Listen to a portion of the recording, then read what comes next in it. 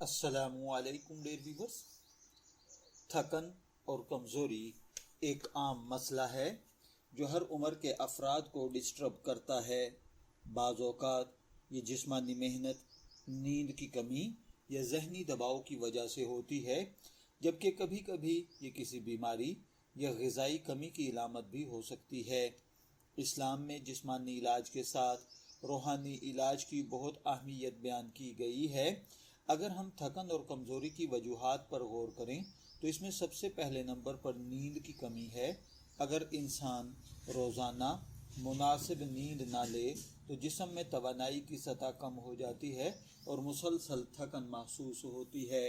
دوسرے نمبر پر ناقص غذا ہے، یعنی آئرن، وٹامن ڈی اور وٹامن B12 دیگر ضروری غذائی اجزاء کی کمی کمزوری کا سبب بن جاتی ہے۔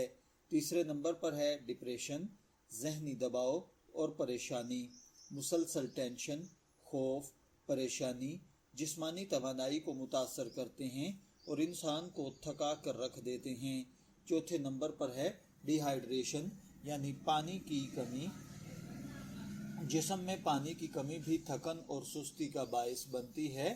پانچویں نمبر پر ہے بیماریوں کا اثر، جیسا کہ خون کی کمی، ڈائبٹیز، تھائرائیڈز کے مسائل اور دیگر بیماریوں کی وجہ سے بھی ویکنس پیدا ہوتی ہے۔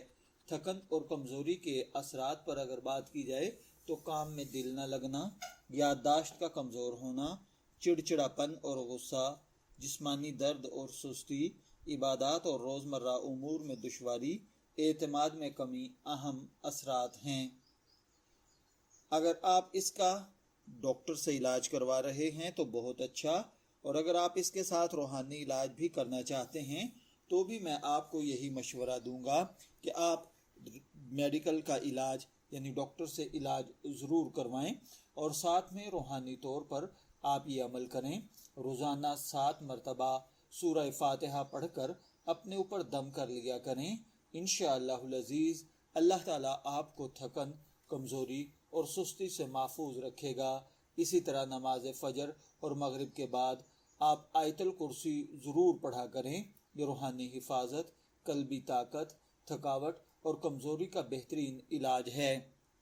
اس کے علاوہ اگر آپ روزانہ 100 مرتبہ یا کویو یا کویو یا کویو پڑھیں تو یہ اللہ تعالیٰ کا مبارک نام جو طاقت اور قوت عطا کرنے والا ہے، آپ میں تھکن اور کمزوری کو ختم کر دے گا۔ اہم بات یہ ہے کہ اگر تھکن اور کمزوری مسلسل کئی ہفتوں تک برقرار رہے، اس کے ساتھ وزن کم ہو رہا ہو، سانس پھولتی ہو یا دیگر علامات موجود ہوں تو ڈاکٹر سے ضرور مشورہ کریں۔ روحانی اعمال سکون اور حوصلہ فراہم کر سکتے ہیں، لیکن جسمانی بیماری کی صورت میں طبی تشخیص اور علاج بھی ضروری ہوتا ہے۔ تھکن اور کمزوری کی وجوہات جسمانی، ذہنی اور روحانی ہو سکتی ہیں۔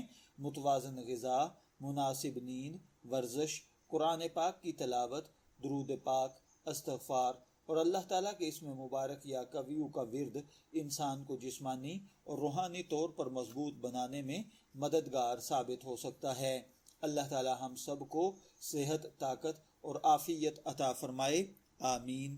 اجازت دیجیے، پھر ملاقات ہوگی کسی نئے ٹاپک کے ساتھ۔